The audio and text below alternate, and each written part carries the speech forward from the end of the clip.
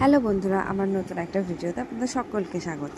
তো আগের ভিডিওটাতে দেখিয়েছিলাম আমরা কোথায় কোথায় গেছিলাম, তো এটাও আর একটা পার্ট। তো যাই হোক, এটা সকালবেলা বেশি ক্লিপ নেওয়া হয়নি, তো বেরিয়ে পড়ার পরে মনে পড়েছিল, তো তারপরে ক্লিপ নেওয়া শুরু হয়েছিল। তো এটা হচ্ছে আর এক মহাদেবের দর্শন করতে যাচ্ছিলাম। তো দর্শন করতে যাওয়ার পথে গণপতি বাপ্পার দর্শন করে তারপরে কথাতে আছে যে মহাদেবের দর্শন করতে গেলে আগে গৌরীকুণ্ড দর্শন করতে হয়, তারপরে মহাদেবের দর্শন করতে হয়।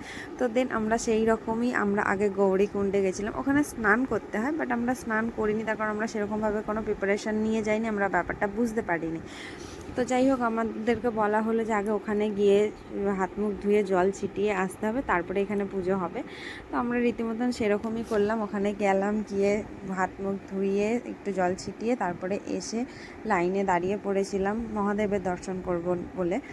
আর এটা হচ্ছে এমনই একটা জ্যোতির্লিঙ্গ যেখানে হচ্ছে ত্রিদেবের দর্শন হয়। ত্রিদেব বলতে ব্রহ্মা, বিষ্ণু, মহেশ্বর, আর যেটা একই লিঙ্গে দর্শন হয়ে যায় সেটা হচ্ছে ত্র্যম্বকেশ্বরে।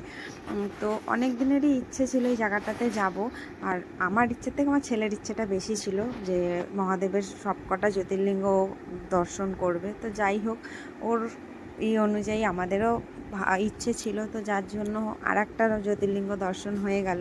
আগের ভিডিওতে আপনারা দেখেছেন একটা জ্যোতির্লিঙ্গ, এটাতে আর একটা জ্যোতির্লিঙ্গ। 12টার মধ্যে 2টো হলো, তো বাকিগুলো কমপ্লিট করার চেষ্টা করব। তো সেই মতে আমরা এই যে ঢুকে পড়েছি মন্দিরটার ভেতরে।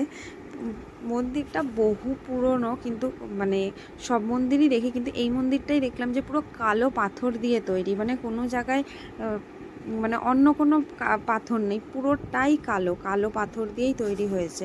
হয়তো ওনার ছিল যে এখানে কালো দিয়েই তৈরি হবে, যার জন্য এটা কালো পাথর দিয়ে তৈরি হয়েছে।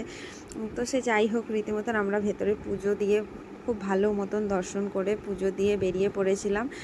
বেরিয়ে পড়ে এই যে দেখতেই পাচ্ছেন, এটা হচ্ছে পেছন দিকটা, আর এইটা হচ্ছে সামনের গেট। এখান থেকেই আমরা এন্ট্রি নিয়েছিলাম। তো যাই হোক, খুব খুব খুব ভালো মতন করে দর্শন করেছি।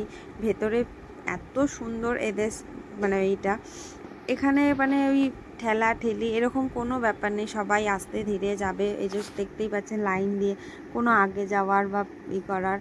আর এখানে আর একটা জিনিস সবথেকে ভালো লেগেছে, যে এর ভেতরেও মানে একটা পুজো পাঠ হচ্ছিলো, সেটা পরে আমরা জানতে পারলাম যে এখানে হচ্ছে দোষ কাটানো হয়, কাল সর্প দোষ, তারপরে আরও কী কী দোষ আছে। তো আমরা জিজ্ঞেস করেছি, জানতে পারার পরে তারপরে আমরা বেরিয়ে পড়েছিলাম ওখান থেকে।